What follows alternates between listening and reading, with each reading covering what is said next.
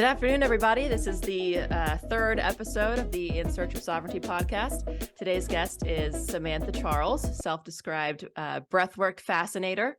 Welcome, Samantha. Thank you for coming on the show. You know, it's so funny. Fascinator, like it's a typo. Really? What is it supposed to be? I meant to put breathwork facilitator on there. Oh, I like breathwork fascinator because it's so because you know what it reminded me of is in England, whenever they do like special events, like horse races and things like that, that all the women wear those crazy hats where it's like the really, I think they do it at like the Kentucky Derby and stuff too, where it's like, the tilted hats with all the stuff on them. I think those are called fascinators. And so when I saw that in your title, that's immediately what I thought of, that you're like a breathwork fascinator in the sense that you're like, like it's like an accent, like stimulation thing. And so I thought that was intentional, but that's kind of funny that it's not. Yeah, it's like, okay. I just kind of have kept it because another friend of mine was like, no, that's kind of cool because you like get people fascinated with breathwork. And I was like, yeah, all right. That's kind of how it comes off, so it's not a bad thing. So I will go ahead and give you the opportunity to introduce yourself and, talk about who you are and what you do, what you're passionate about, and kind of what your take on sovereignty is with regard to what you do. Okay. So I'm Sam, and I'm a breathwork and embodiment, particularly focusing on sensual embodiment, so more geared towards women, and facilitator. And so I've been doing breathwork. I found out about Wim Hof maybe 3 or 4 years ago. I don't know if people are familiar with him, but he's like the Iceman. He's super cool. Yeah, he's awesome. Yeah. And so that's how I got into breathwork and started on my healing and meditation, and that kind of fast tracked my healing journey in a way. But so I've been combining like breathwork and embodiment to help women in particular, because I feel like I'm a mom and I know many moms and women just typically get put in the caregiver role in a lot of ways. And it's a skill of ours. I think we're just naturally more nurturing in a way, but also, it kind of gets put on you in a way.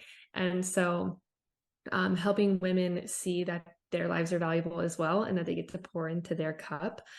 So often you hear moms talking about how their cup is empty, or women in general, I think, how their cups are empty and not really sure, like feeling drained and exhausted and whatever. So I help bring women out of that by pouring back into their cup through activating and releasing energy in our sacral chakra, which is where we tend to hold a lot of our emotions, especially as women, and traumas and whatnot. We hold it in our hips. And so a lot of the embodiment work that I do has to do with that.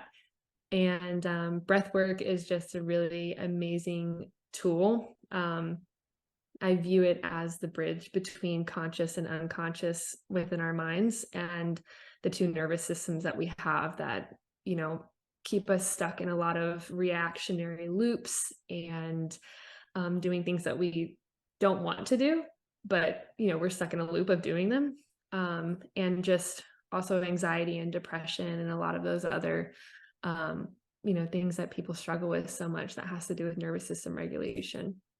Yeah, definitely. I think that's really awesome, and it's a really important area, because I think a lot of people are stuck in that fight or flight mode all the time and have no idea how to calm and regulate their nervous system. And it's really probably a huge problem, in particular amongst moms, like you said, because it's just like a constant go, go, go. We don't have a ton of support most of the time. Not like, how community sort of living would have used to look, and having more of a support network around us. That's really interesting. So how did you get, you mentioned that you kind of came into this space through learning about Wim Hof.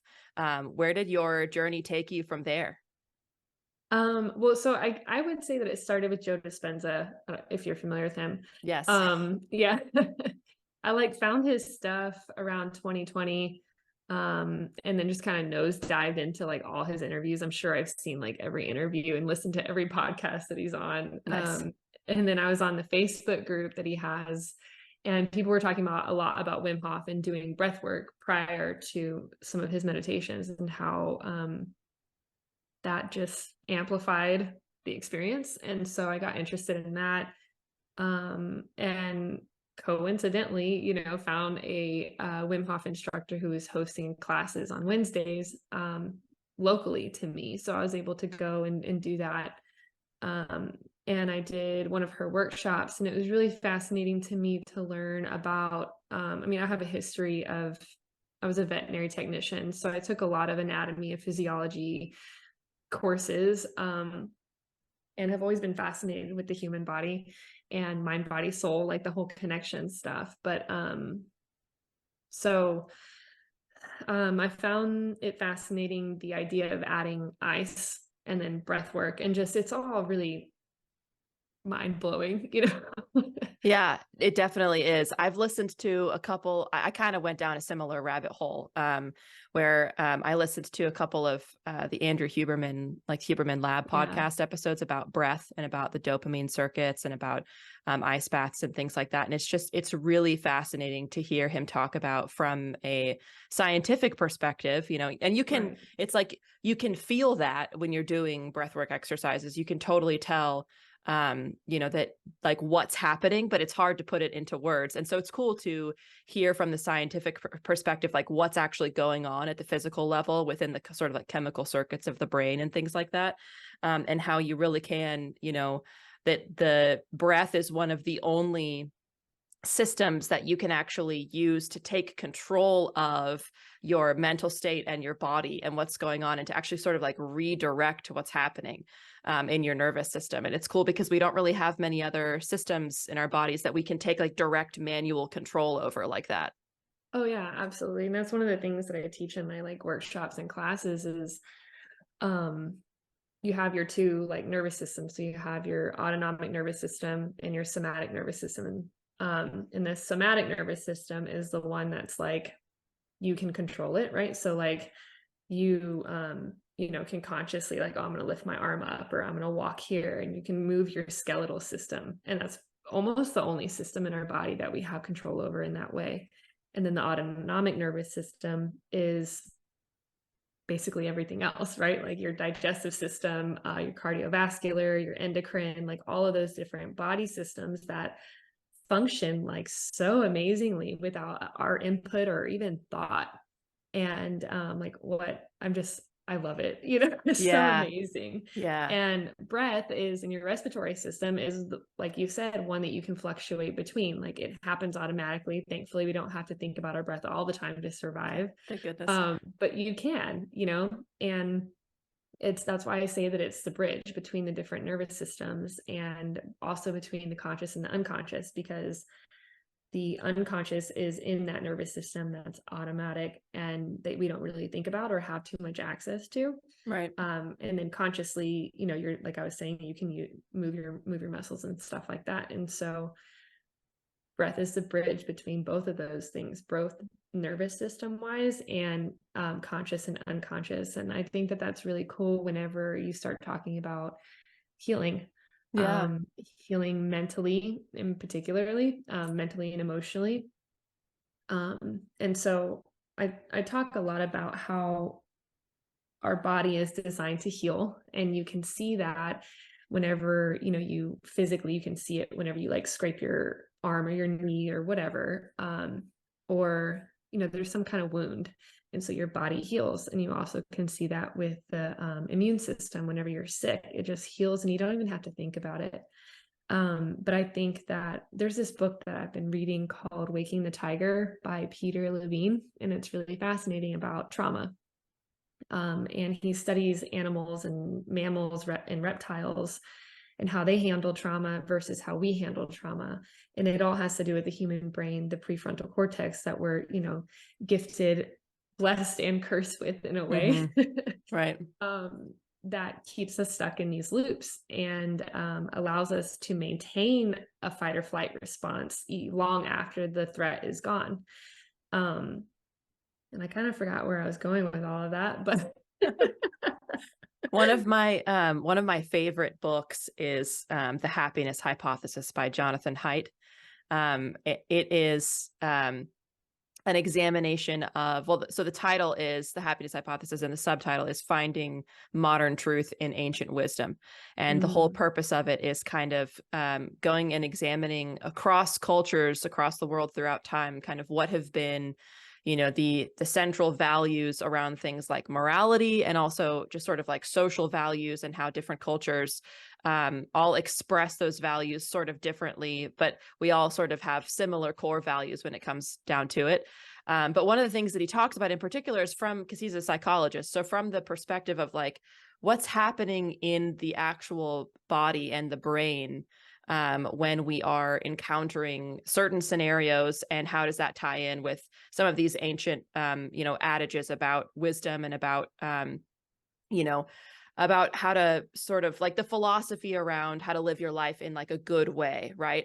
How to be a good person, and how to be full of integrity and things like that. That's kind of what the book looks at. And he talks about how like pretty much every ancient culture has developed some kind of analogy to describe the subconscious brain and the conscious brain, as they typically put it, right? And there's two that are my favorite. One is this idea that you are riding an elephant, and the driver of the elephant, being you, is your conscious brain, and the elephant itself is your unconscious brain, the thing that it's doing what it wants. Basically, you have some amount of control over it. You can steer the elephant in certain directions, but if it really comes down to it, the elephant's going to do what it wants to do, right? Which I always find to be very helpful when it comes to sort of thinking about anxiety, because it's just kind of remembering that like it's all in the body, and it's all about how your nervous system is responding, right? And it's sort of like, as the elephant rider, how can you learn to then kind of like calm the elephant back down again, right? And that's like through things like breath, which is really breath. fascinating to me. And the other thing that he talks about that that I always remember is, again, with anxiety, is this idea that our brains, we developed the anxious response to things as a mechanism of keeping ourselves safe, obviously in like the wild, right? Because like you need to have the ability to go into like high alert fight or flight mode when you're talking about like hunting and you encounter like a lion, for example, right?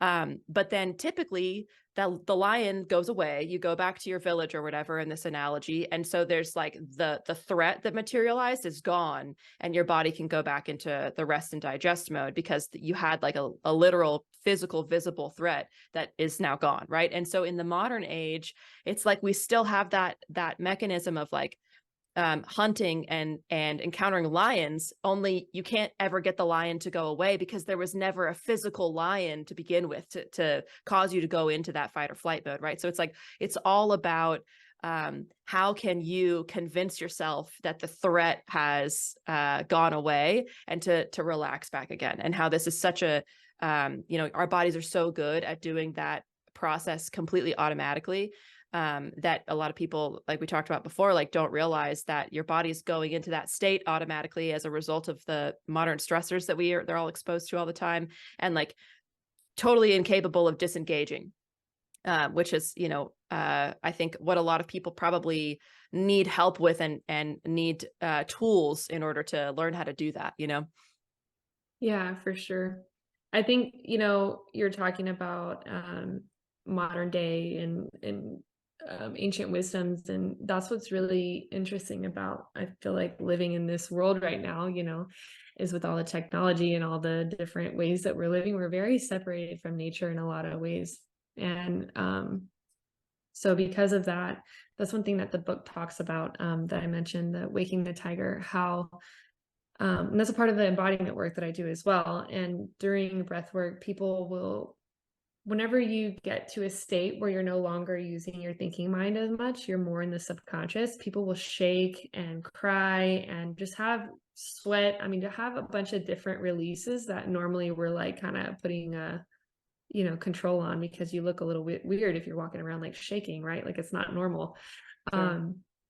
But I think about when people, like you were mentioning something about stress and how it is good to have that arousal, like not in a sexual way, but an arousal of the nervous system, so that you can react quickly, and you have all these different things. And people are always surprised whenever I say the breath work that we do is a stimulation of that sympathetic or fight or flight nervous system, because they're like, oh, well, I thought stress was bad. And that's a misconception, right? Like, stress is not bad. Stress is necessary for our function. Otherwise we wouldn't have all those responses, right?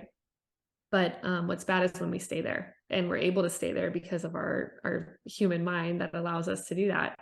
And like you were saying too, because we get caught up in these stories of, you know, drama is basically what it is.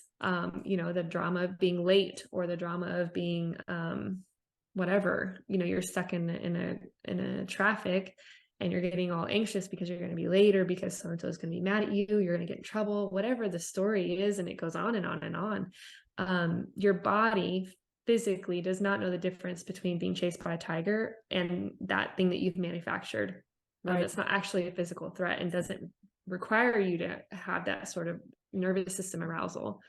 And so being able to come back to our breath and come back to our minds, basically, without like it running out of control. But you know, a lot of those cycles and patterns of us thinking that way have to do from our upbringing, and they are embedded very deeply into our subconscious. And Joe Dispenza talks a lot about this sort of stuff, where you get conditioned, your body gets conditioned physically by the hormones of stress and hormones of whatever that are very highly addictive.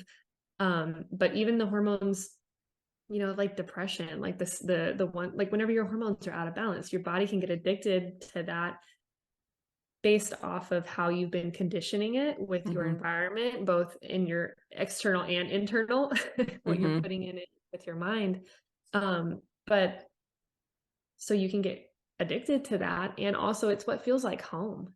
Right. Depending on, you know, what your situation was growing up. Sometimes we like to recreate it because that's what felt like home to us. It's what felt like love to us. And that's where you get into, you know, different sorts of healing, like emotional and mental, and all that stuff is in your subconscious. And using breath work, both, I think people think about breath work as like, oh, like you're sitting down for an hour and having this like cathartic thing happen to you through your breath. And like, that's all nice and good. And like, how are you breathing every day? Right. All day, every day? Because it's like going to the gym and then eating McDonald's all the time. Like, that's not really going to be beneficial for you long term. And there's this epidemic of like chronic overbreathing, and people breathing in and out of their mouth, where we're meant to breathe through our nose and into our diaphragm, where it looks like belly breathing basically, but oftentimes people breathe into their upper chest and in their mouth, and both of those, like that combination, activates your sympathetic nervous system, so you're just like stuck. Right. Yeah. I actually, I didn't think about this until I became an adult and started really researching more like meditation and breathing practices and stuff, and kind of going down that rabbit hole. But I grew up starting from the age of 7 singing in choir. And I was part of a well-known, like, you know, competitive, like global, like touring choir as a kid. And so from age 7, pretty much up until through college, until I was about 22, I was singing in choirs. And I didn't think about the fact until much later that, you know, my choir teachers, when we were really young, they spent a lot of time teaching us how to breathe properly. And they would have us sit down and learn about our diaphragms and do belly breaths and actual like, and I remember my choir teacher, her name was Iris. Iris had us all do these exercises when we were like 7 of like, take a deep breath. And then most of us were like, you know, because we're like 7 years old and we don't know any better. And then she's like, all right, now I'm going to show you how to do a real breath.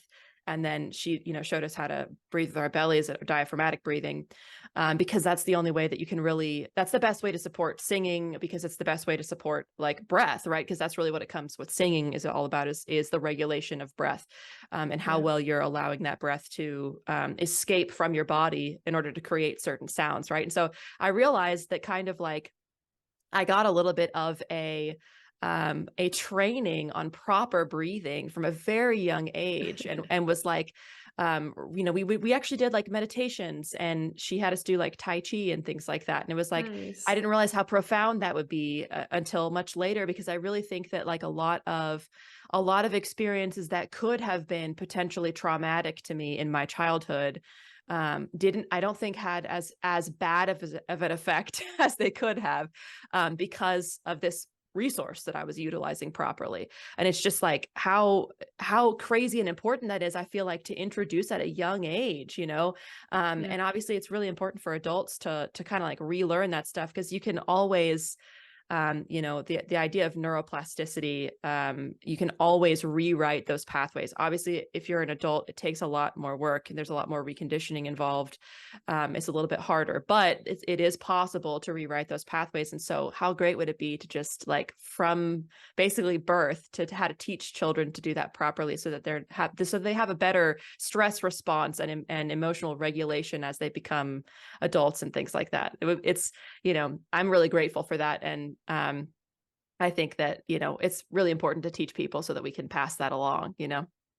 Yeah, absolutely. And what a blessing Iris was to you. You Yeah. probably, you like you said, you didn't know it at the time, but it's little gems like that in teachers, right? That like maybe you're teaching things a little bit differently. And I know it's really important with singing and with wind instruments, especially too, to Right. talk about that. Mm-hmm. Utilizing your breath in a effective way. Right. Not just And like blowing air out, but actually like how to right. constrict it and how to control it. There's a Yeah. whole, method to that. Yeah. And you're using your diaphragm, which is like the muscle that's designed to do that. And so many of us who breathe like in our upper chest, we end up using like our diaphragm is our main breath organ or Mm-hmm. muscle. And so, we do have other muscles that help. But whenever you're doing upper chest breathing, you start breathing into like your shoulder neck muscles. And then people end up getting neck tension because they're breathing with They're these constantly muscles like that are this. not designed. Yeah. They're not designed Right. to breathe for you or facilitate breathing in that way. Right. Um, but yeah, and so I was talking with my aunt about this not too long ago about, well, I just breathe, what feels natural. And she's like breathing into her upper chest. And we were talking about that. And it's like, well, we don't live in a natural world really, Yeah. and so many of us are conditioned in different ways too. And it's very go, go, go, very go, go, go society, and doing instead of being. And if we spent more time in the being and like stillness and calmness, I think that people would breathe a little bit more naturally. Yeah. Um, Yeah. but, and even just right now, like talking, and we spend a lot of time talking. And so it makes sense, to breathe, take your breath through your mouth. And, Right. Short stress breaths. makes you breathing through your mouth. And just, there's a lot of different things that we end up getting conditioned to breathe, being mouth breathers. Yeah. Yeah. Have you read the book Breath by James Nestor?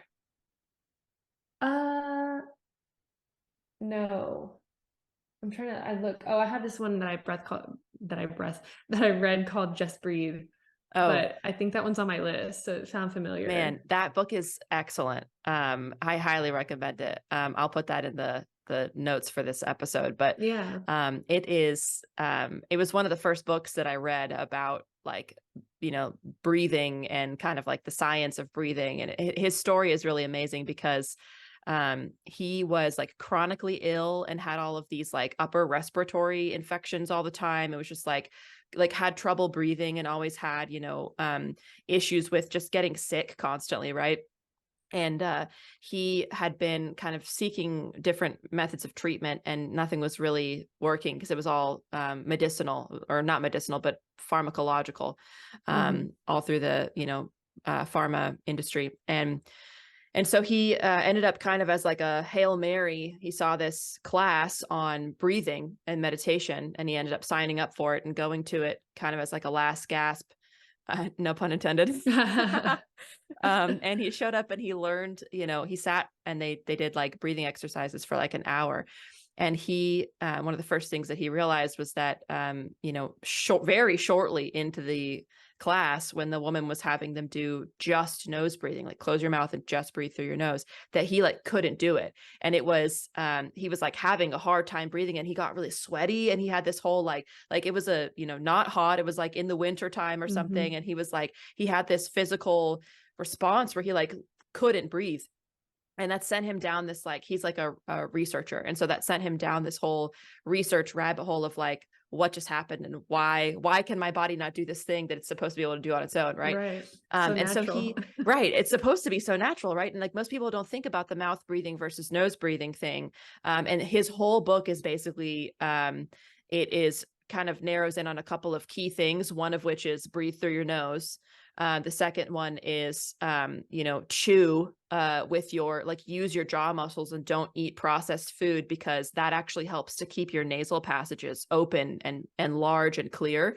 That like most people have kind of like sunken in and narrowed faces in the modern age because of the industrialized food that the processed food.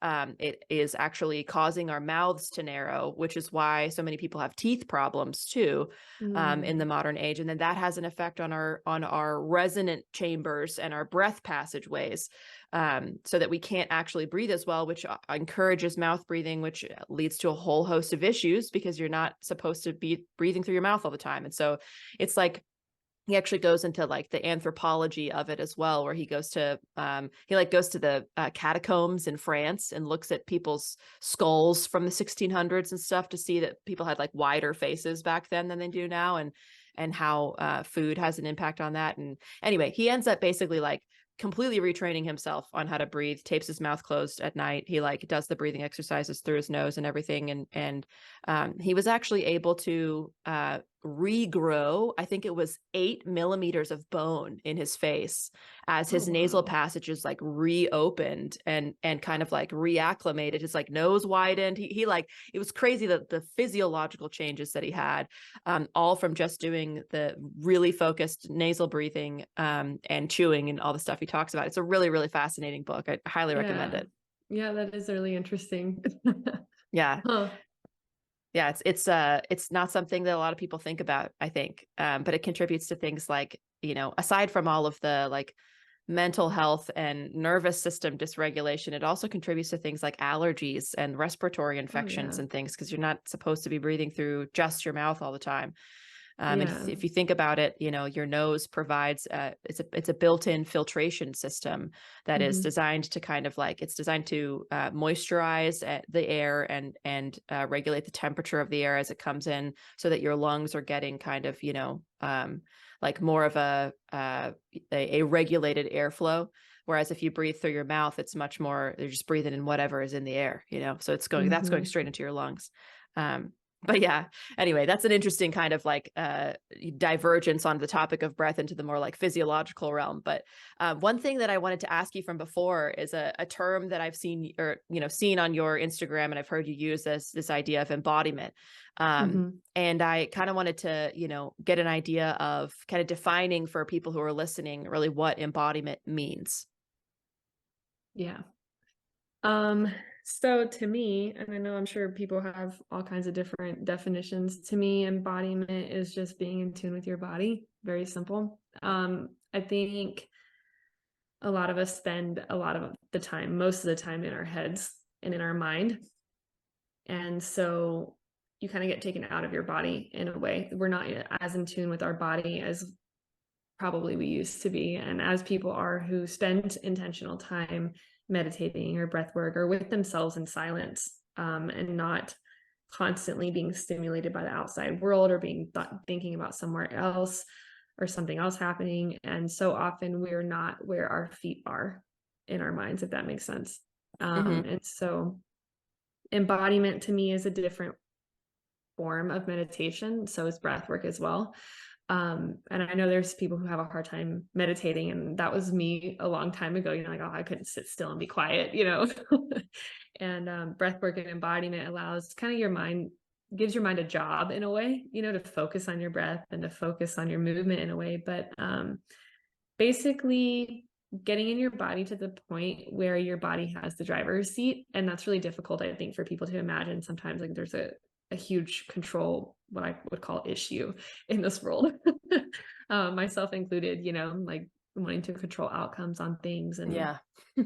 whatever, but I don't know if you've done ecstatic dance or anybody listening, but there's a way that you get so overtaken by the music that you're Mm-hmm. not thinking about what you're doing anymore. You don't think about what you look like. You don't think about what looks right or anything. It's not, you're not in a head place, you're in a body place, and you're in your body, and your body is just taking over. And I think that the body is the subconscious mind.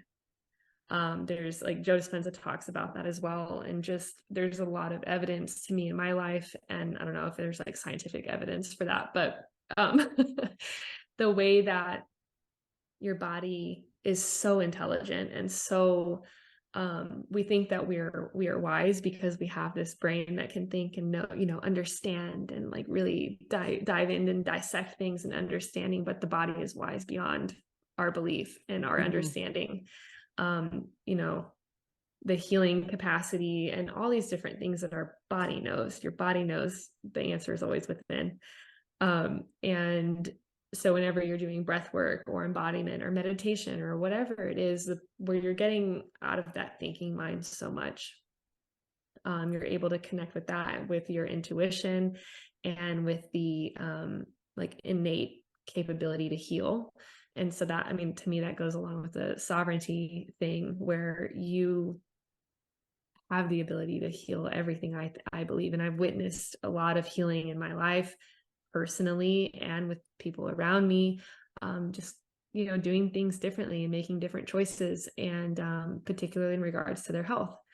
And I think that embodiment and breathwork and meditation and whatever you can do to kind of be where your feet are more than you are probably right now, Right.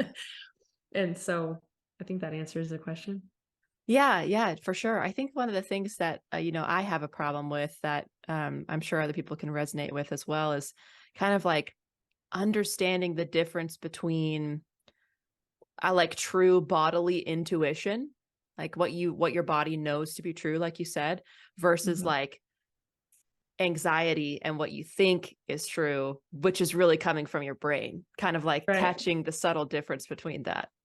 Yeah. And I think that's where people can get kind of tripped up, right? Because everyone's like, oh, listen to your gut, or oh, follow your heart. And it's like, okay, well, is it actually that because you're tapped in and embodied and you can know the difference? Or is that like from your trauma? Right. There's a difference there where you feel really drawn to this person, or you feel like you should do this, but like maybe that's some sort of trauma response, or an avoidant thing where you don't want to do what you're doing, so you feel drawn to do this. I don't know if that makes sense. Or you don't let yourself do things because you feel like you shouldn't, even though it's something that you really want to do. That's another kind of like conditioning too. Yeah, it's really interesting how, I think it's important to kind of examine any of the things that you feel a compulsion towards, because it's kind of like oftentimes I think that that's a sign of conditioning, where it's really more like you have developed this this kind of natural response to a circumstance. You see it a lot in relationships, like romantic relationships, right? And obviously relationship to the self as well, but in particular with romantic relationships where, like depending on the kinds of relationships that you witnessed as a kid, like growing up, that's what you're going to think is like the normal portrayal of a relationship. And so you might unconsciously seek to repeat those patterns, thinking that that's normal, that's what healthy love looks like, not realizing that you're actually just continuing to do the same thing over and over again because that's what you were kind of taught, and like recognizing what the difference is between those two. And kind of, I think probably is in large part, that's what the embodiment thing is. Yeah. I was listening to somebody talk about the difference, and I might mess this up, but the difference between like intuition and survival, and how that kind of plays into anxiety and stuff too. If you think about how intuition typically will scare you in a different way. I like that. Yeah. Yeah. And so it's like, oh, like not actually like your mind starts going out of control, right? But and also to think about survival stuff, because your ego and your just survival mechanisms are designed to keep you safe. And that is great whenever we're talking about like physical damage, but it crosses over into like emotional damage and stuff, and to the point where you avoid conflict because you don't want to have that difficult conversation. And like, a lot of times you need to have difficult conversations in order to restore relationships.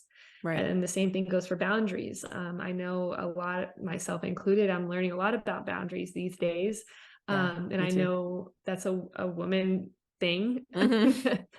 We tend to struggle with boundaries and like what boundaries are even okay to set. And it's fascinating to me, the conditioning, Yeah. be a good girl and say yes. Yep. And there, you can't say no to anything. Right. Otherwise that's mean and that's rude. And it's like, no, because I'm chipping away at myself, Right. Right. like, Yeah, it's really, um, I think like it is kind of it's this weird sort of like social conditioning thing, but also like a familial conditioning thing, I think, for a lot yeah, of people that are like millennial aged, honestly, that we were kind of in between a couple different generations where the awareness of things like boundaries wasn't quite present yet, I feel like. And so you get like the people pleasing thing constantly, oh where it's yeah, just like you're always saying yes to things and never setting, and it's like setting boundaries with people doesn't necessarily mean like, I think there's a balancing where you don't want to be like cold towards people, yeah, obviously, and like show the cold shoulder and things like that. But it's important to like, set expectations of like what it is that you what are and aren't going to do. Like, I mean, I right, know for me personally that it's been a big thing with me learning how to set proper boundaries with my work-life balance with my mm, job. That like you're compelled to want to respond to the emails after 5:30, and you're compelled to want to like do the thing that the person asks you to do, even if you don't really have time for it and you've already got a lot on your plate, because right, you just have been conditioned that way, right? To, like you said, to be the good girl and don't say no yeah, about anything. And I take think that care of like everybody else. take care of everyone else. Yeah. And it's just, it feels really bad at first, like that, in that moment of being like, okay, I'm going to say no, and I'm going to stick to it. I'm going to say no, and I'm not going to go back on that. It feels bad at first, but then like once you realize that that's really what your body wanted you to do, you feel so much better afterwards, like You immediately. do. It's liberating. It is very Yeah. liberating. Yeah. And you can feel it in your body. I've experienced that a few times where it's like, oh, I don't want to say no. And Yeah. like it's so uncomfortable. But then Right. it's like, oh my gosh, I can say no to so many things, and Yes. it's like putting yourself first in that way. And I think Yeah. that's where we've just really, I mean, I would say it's an epidemic in a way of like Yeah. moms in particular, because that's just mostly who my following is a lot of moms, Hmm. and who are just depleted because we give and we give and we give and we give, and we have a hard time receiving. Right. And so it's just Like like this great guilty. way. Yeah, it's this Yeah. great way to never win, so Right. Right. Yeah. Always. You're like never allowing yourself to feel better about anything, because yeah, yeah, that's a good yeah, point. I hadn't really thought about the whole bad at receiving thing, but that totally is a kind of the other side of the same coin of just like that guilt of feeling like you're not allowed to have things for yourself, for you to make yeah, yourself feel better, and to just like I think that's a big thing with moms too, is like never feeling like you have permission to take time for yourself, to do things that are truly just for you. yeah. I mean, how Um, often do you hear moms going out and like feeling bad, or like, oh, I need to oh get yeah. back, or like checking in, and they again, they're not where their feet are. They can't be Right. truly gone for a little bit, even though their kids Right. are in safe care or whatever. um But yeah, so that's one of the things I definitely feel like is my mission, to help women and moms in particular see that actually taking care of yourself. Because there's this, the whole idea of your cup is empty and you can't pour from an empty cup. And people are like, yeah, well, sometimes you have to, and it's Right. like, okay, yeah, sometimes, but like, how long is sometimes? Right. Like, It how long can't are be you all going to the let time. this season go? Like, this season is turning into years, Right. and you're dying on the inside. And so, um, I was doing a meditation thing, and got the idea that, like, what if your heart is your cup? And if you think about, like, when you say, oh, my cup is so full, or, where do you feel that in your body? Hmm. It's always in your heart. In your heart, Yeah. because your heart is your cup. That's what I decided. Yes. And Nice. I like so, that. Yeah. me being the science brain person in a way, your heart has 4 chambers. And so mind, body, soul, and then others. So it's like there's 3 that are for you, and there's Mm. 1 for others. That's what I made this up. So I like that. I like that. It's like you should be 75% of what you do should be focused on you, with the yes, 25% be, focused on other people. Yeah. because then if your cup is full, what you're giving to others is what's overflowing it. Right. And that overflowness is so much more potent. The presence that you bring with that overflowingness is so much greater, because it's like, you think that it matters most to give to other people and give time when your cup is empty. But like, think of the quality that you're giving them when your Right. cup is empty, versus if you could spend time, scrape out an hour for yourself at the least. Like, you deserve that. Yeah. And to scrape out that time for you to fill your cup so that you are giving from a full cup instead of from an empty cup, because that's like, in the grand scheme of things, like what do you want your kids to say about you? Like, that Right. you were there physically, but not mentally, But not mentally. or that Right. you were like truly there and present and aware and like engaged with them because your cup was so full. Right. I love the like symbolism and visualizing it of being around the heart, because I really think that like most people will understand that when you are truly experiencing, this is something that Joe Dispenza talks about too, that when you're truly experiencing a moment of like presence, that you feel that as a sense of just like deep peace and expansive joy in your chest, in your heart. That's where that feeling radiates from, right? Mm-hmm. And it's just so like potent, I think, to carry that sort of idea around when you, at least for me, when I'm having trouble connecting in the present and I realize that I'm somewhere else mentally and I'm not focusing on what's happening right here, I try to imagine that sense of peace in my heart center, right? That's like the cue that I have. In order to try and get me back into like the physical sensation of like, imagine what that feels like the actual physical feeling in the body, not what I'm thinking about and not what I'm like Yeah. imagining it feels like, but the actual physical sensation. And that's kind of like the cue that I use to, to help me come back to the present. Yeah, absolutely. That's great embodiment work you're doing Thanks. there. I was actually going to ask you as well, like for people listening who have no experience with any of this and don't know, like they don't know how to access this, like what is it that you kind of as an introductory level tell people to do and to work on? Something really simple. And so this is the thing, right? A lot of people don't want to put the work in, right? Because it's easier to take a pill or to, take some sort of external thing that's like you take it and you don't have to think about it too much, or it Mm-hmm. doesn't take as much time, taking the time for yourself. So it goes with that. But I mean, it's so simple. You just close your eyes and take 6 deep breaths in your nose and see if you can feel it in your belly. Like, you want to feel your belly and your side body expanding, not your upper chest. And so you breathe 6 deep breaths. And if you need more, then do more. But there's a lot of scientific studies about the power of 6 deep breaths.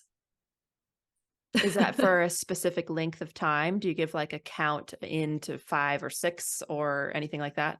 As deep and as slow as you can. Okay. But ideally, so that's the thing, like a lot of, where I was talking about chronic overbreathing and how many of us have a breaths per minute of 10 to 15. And a lot of the breath people, and like that's normal. Like, if you look it up on Google, that's normal, and that's, healthy, quote unquote. But like, ideally you want to be at 5 to 7 breaths per minute. Mm-hmm. Um, and it's really easy to achieve that by breathing in for 5 and out for 5. And then that's 6 breaths per minute. Mm-hmm. And so what I'll tell people is to set a timer, like every hour or every 2 hours, whatever is, manageable for you. You can start with 3, whatever, for like a week. And you can increase it, or you can start high and then, less hours the more you go. But every time the timer goes off, spend 2 minutes, 3 minutes focusing on your breath and breathing in that way, where you're breathing in your nose into your diaphragm, your lower belly, in for 5 and then out for 5. And do that, like set a timer for 2 minutes and do that. And that will just kind of help reset and retrain your body to breathing properly. That also, I think, is a good introduction to training yourself to sit longer for meditation too.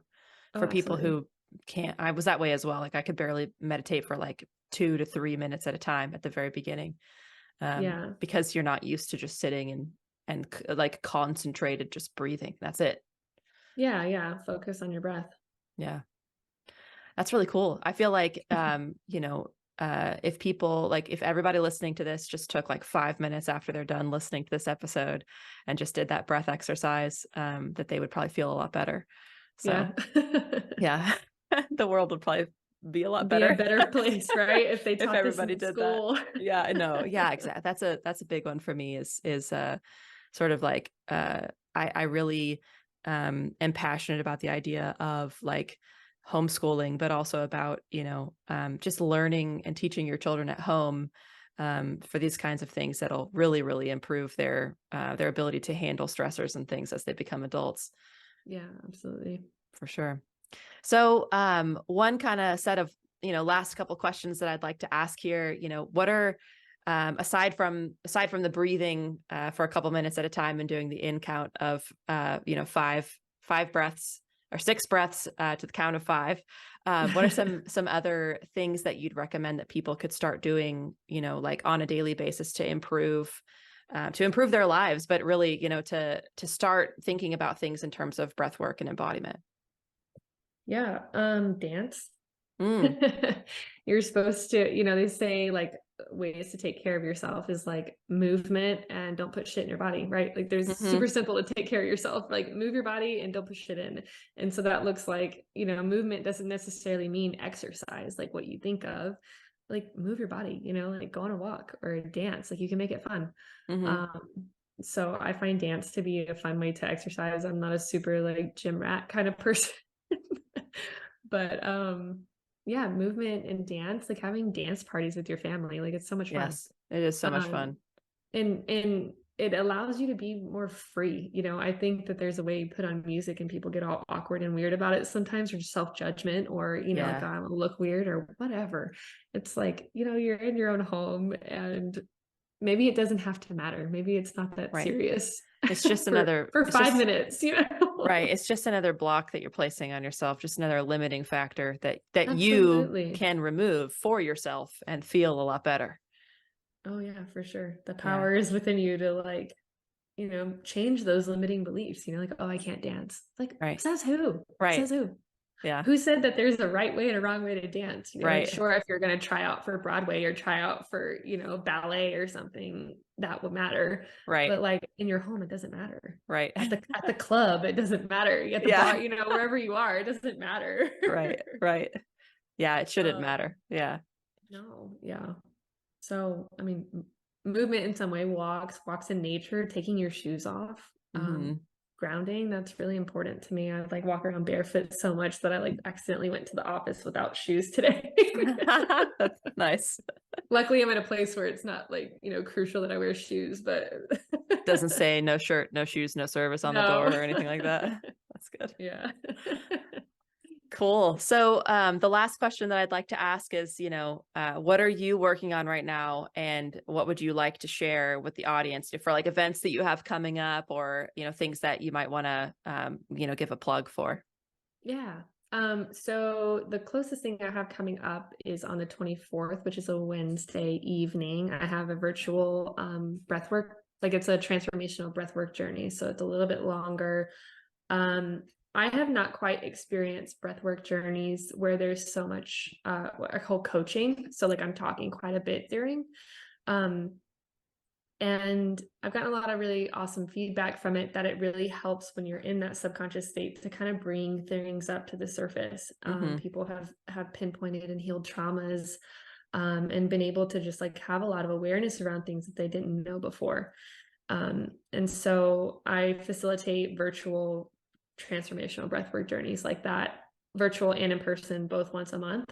I'm in the Houston area, so there's that. And then I'm currently working on a workshop called Unbridled.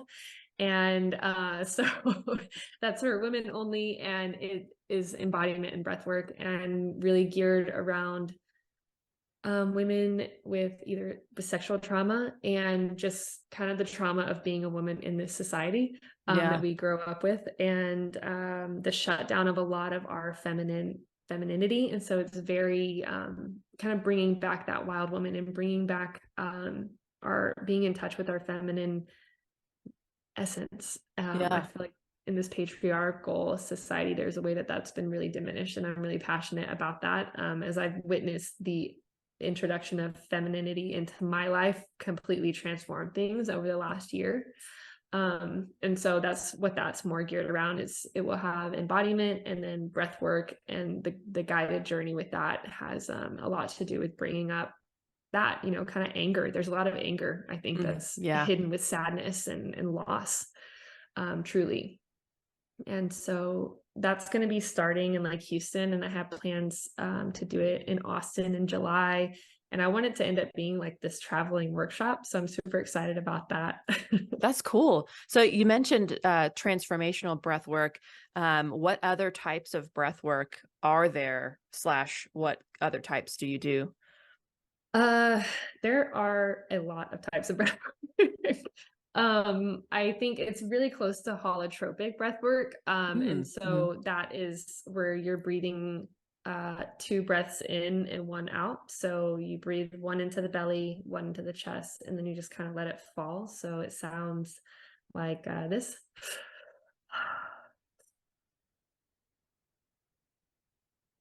And so you do that and you fill your lungs pretty well, and then you just do a natural exhale, and we're doing that for about 45 to 50 minutes just continuously. Occasionally there are breath holds throughout that period. What I introduce screams into mine, so there's like this huge cathartic release. Yeah, I mean, there's all kinds. There's like rebirthing breath work, which I think is mostly diaphragmatic breathing, and even just like regenerative sessions where you are breathing in and out your nose very slowly, but again to kind of a rhythm, and there's music and there's guidance, and because whenever you're breathing and focusing on your breath in this way, you enter that subconscious mind and your brain waves slow down to where you kind of go in and out of consciousness. So you know, in between this like awake and a dream phase. And so you kind of can forget where you are and what you're doing, you know, because you're like, Mm-hmm. wait a second, you know, I got lost in my breath. And then, so the guidance is to kind of keep you pulled back in. Oh, okay, let me get back into my breath. Yeah. Man, that sounds awesome. I want to really quickly touch on the whole idea of reintroducing the femininity thing, because Yeah. I feel like that has also become a central theme that has emerged for me within the last like year or so. Yeah. There's Of a this huge I awakening and movement happening. I I can feel it and I see it. And Yeah, I'm glad that you said that, because I can feel it and see it too. And sometimes I mean, I don't know, maybe this is just me, but sometimes I'm like, am I really feeling that, or am I just seeing that because of the specific people that I hang out with in the echo chamber, yeah. so to speak, that I'm in, right? But like, I really do feel that that's actually on like a much wider scale, and a deeper level, for a lot of women, of wanting to kind of like reclaim that divine femininity, you know? Yeah, it's much different than the, you know, feminist movement. It's Oh yeah. not that felt very masculine to me. Yes, yes. No, it is it is imitating masculinity, but in the form of a woman. So it's, you know, Exactly. basically trying to, because it was always trying to seek to be able to have women do all the things that men do, which is Right. just basically the same thing as imitating masculinity, which is like, Exactly. it's no wonder that you feel so disconnected and completely like disembodied with everything that you do, and why we don't fit into like things like traditional workplaces and things like that. And Absolutely. it's because like all of that is completely out of sync with our natural energies, and it's totally, I mean, it's the yin and yang thing. They're different, you know? Oh yeah, yeah, for sure. And that was something that I think I had, because I had a podcast that I started with a friend of mine. We called it the Goddess Revival. Oh, It I was love about a that. year ago. We got all excited about it. You know, we did maybe like 7 episodes, and like we talk about picking it back up. But one of the episodes was you know, reviving the goddess within, and we were talking about that, the different energies. And I feel like in growing up, for me and you too, probably in the era of like anything you can do, I can do better, or you know, the Mm-hmm. very like we're equal and girls can do everything boys can and all this stuff. It's like I feel like that was, you know, you go on these pendulum swings, right, where it's like girls can't do these things, these are for boys, and it's like, no, we can all do it, you know, like whatever. But then it's like, well, okay, yes, we can all do it, and that doesn't mean you have to, because we Right. all have these, like, as men and as women, we have different gifts, and Mm-hmm. it's a beautiful thing that we're not the same. Yeah. And so finding that place where, and it's also, I think it also ties into the like whole rugged individualism of the American way. Yeah. And so it's like, what if you could work in your strengths and ask the other for their strengths, and you get to support each other? And like you were saying, the yin and yang, and it's not that because you're a woman, you're mostly feminine energy or all feminine energy. Like you have feminine and you have masculine. And I find that whole conversation just absolutely fascinating. The ideas of feminine and masculine energy and the way that they work and how you utilize them in different areas of your life. You know, you need to have both of them. There's this book called Intimate Communion by David Data. It's really interesting. He talks about that in regards particular to relationship. And it's not necessarily because you're a woman that you typically women operate more in their feminine energy naturally. But there are some women who operate and feel more natural in their masculine energy, and that's okay, you know, but it's just the typical way, I guess. But he talks about just that, and then also attraction, right? So you have feminine and masculine energies, and it's not necessarily male female, but it is the energies that you hold within you and how those are polarizing, and they're also very attracting, and so you get into like sexual attraction. Anyway, it's a really fascinating book about all that stuff, and that's a lot of the like the unbridled workshop that I'm doing, and the sensual embodiment that I focus on is around releasing the stored energies that we have in our hips and in our sacral chakra, because that's where women and feminine energy tends to be stored, because that's a creative energy. Right. Yeah. I want nothing more than to regularly, like dance around a bonfire with all of my female friends, like at least once a month, if not more than that. Ideally, and to sing and to scream and to do all the things like, and I know I'm not the only one. I know that that's like a deep desire that a lot of people have, even if it doesn't look exactly like how I just painted it, but like, you know, something's that's my my like coven imagery coming in, I guess. But right. You know, the classic like summer solstice kind of stuff. But yeah, I think it's a really deep desire that a lot of women are waking up to nowadays, and I really hope that we can start to see more meetups and more events and things like that are kind of geared towards that. I know that I would love to in the future host some events that are kind of geared around that kind of idea. Yeah. Well, maybe Unbridled will be coming to Manchester, Tennessee. Yeah. Come around. We can organize something in this area. That would be cool. Yeah, it'd be fun for sure. Awesome. Well, thank you so much for coming on the podcast. I really appreciate the time, and I think I've really enjoyed this conversation. I think it's been really interesting, and I hope that other people find it to be interesting too. Me too. So yeah, thank you so much. And for everybody listening, thank you as well, and signing off for the night. All right. Thanks, Natalie. I appreciate it. Yeah. Thank you. Bye.